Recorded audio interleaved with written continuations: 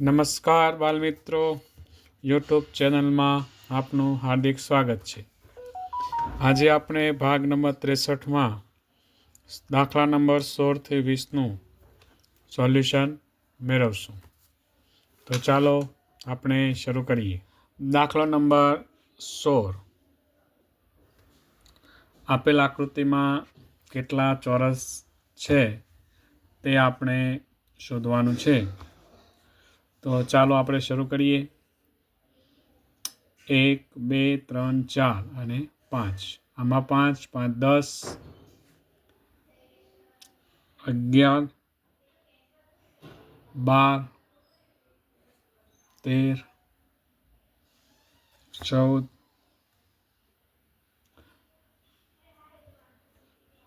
14 ચોરસ થાય. 5, 10, 11, 12, 13 અને 14. તો આપણે આપેલમાં પુસ્તક પ્રમાણે આપણો જવાબ આવશે ડી એટલે 14 ચોરસ આકૃતિમાં છે. અહીંયા આપણે ક્રમ આપેલા છે 1, 2, 3, 4, 5, 6, 7, 8, 9, 10, પછી 11, પછી 12, આ મોટો 13 અને આ મોટો એનો 14 ચોરસ આવેલા છે. ત્યારબાદ દાખલો નંબર 17. આપેલ આકૃતિમાં કેટલા ચોરસ છે? તો 1, 2, 3, 4, 5, 6, 7, 8, 9, 10, 11, 12, 13,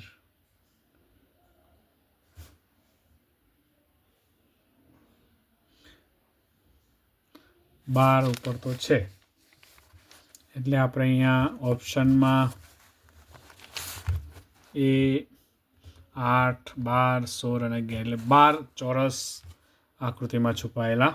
ત્યારબાદ દાખલો નંબર 18. 18ની અંદર કેટલા ચોરસ છુપાયેલા છે? તો જોઈએ. 1, 2, 3, 4, 5, 6, 7, 8,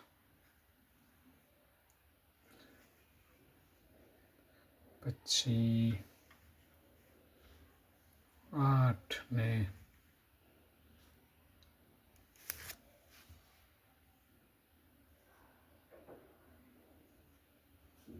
9, 10,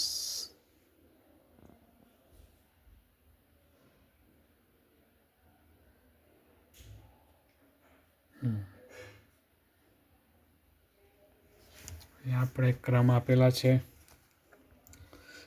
1, 2, 3, 4, 5, 6, 7, 8, 9, 10,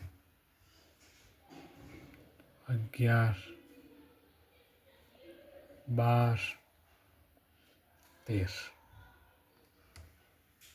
આપણો જવાબ આવશે 13. ત્યારબાદ દાખલો નંબર 19. 19ની અંદર આપણે જોઈએ આકૃતિમાં તો 1, 2, 3, 4 ને 5, 6, 7, 8, મોટો 9, એનાથી મોટો 10, એનાથી મોટો 11. 11 લંબચોરસ છે એટલે કે